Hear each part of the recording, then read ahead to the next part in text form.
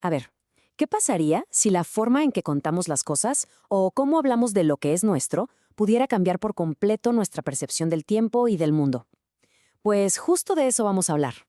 Hoy nos asomaremos a cómo la gramática de la lengua maya es en realidad una ventana a una forma de ver la vida completamente distinta. Para entrar en este mundo hay una cita de Aaron Tamay Ruiz que es perfecta. Dice, aprenderla implica cambiar el chip.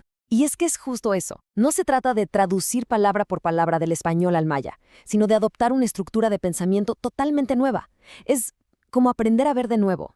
Vamos a empezar con algo que parece universal, algo que todos hacemos, contar, los números. Pero, como vamos a ver, la lengua maya le da un giro fascinante. Ok, primera gran diferencia. Su sistema numérico es vigesimal. Nosotros estamos muy acostumbrados a contar en grupos de 10, ¿no? El sistema decimal probablemente por los 10 dedos de las manos. Pero el sistema maya se organiza en múltiplos de 20. La lógica es, bueno, la suma de los dedos de las manos y de los pies. Y esta idea tan simple es la base de toda su forma de contar. Y aquí es donde las matemáticas se convierten en pura filosofía. Fíjense, la numeración maya integra una idea cíclica del tiempo. Para números muy grandes no solo se trata de sumar, sino de marcar el final de un ciclo. Por ejemplo, la palabra shulkal se usa para el cierre de un conjunto de veintenas. Esto refleja una visión del tiempo que no es lineal, sino que se renueva constantemente. Y si lo de contar de 20 en 20 ya parecía un cambio importante, agárrense, porque esto va un paso más allá. En maya no es suficiente con decir un número. Es obligatorio, sí, obligatorio, especificar qué tipo de cosas se está contando. A esto se le conoce como clasificadores numerales. Y la idea es que cada número tiene que ir acompañado de una pequeña partícula que depende de la categoría del objeto. Por ejemplo, se usa PL para cosas sin vida, TUL para personas o animales y KUL para plantas. Así que no se puede decir simplemente 5 árboles. La estructura te obliga a decir algo como 5 unidades de planta árboles. Increíblemente específico. Y esta lógica es tan pero tan fundamental que se usa hasta para los números ordinales, como segundo o tercero. El clasificador, como vemos aquí con T para un zapato, es una pieza que no te puedes saltar. La precisión simplemente es obligatoria en cada paso.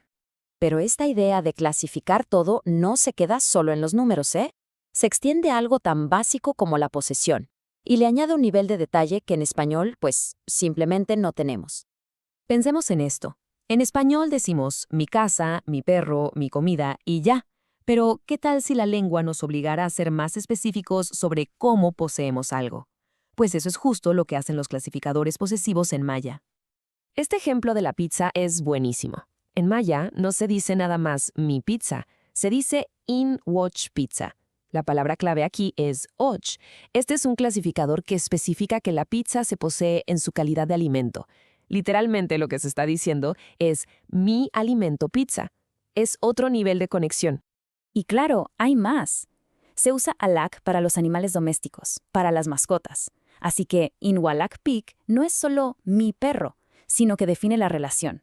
Es mi perro mascota, el que crío. Una vez más, la lengua obliga a ser súper preciso sobre el vínculo que se tiene con lo que se posee. Bueno, ya vimos números y objetos. Ahora vamos a entrar a un terreno profundamente cultural, cómo la lengua maya marca o expresa el género. Antes, históricamente, se usaban prefijos en los nombres propios para indicar el género. El prefijo X se usaba para el femenino y J para el masculino. Así podíamos encontrar nombres como ex Guadalupe y Jo Guadalupe.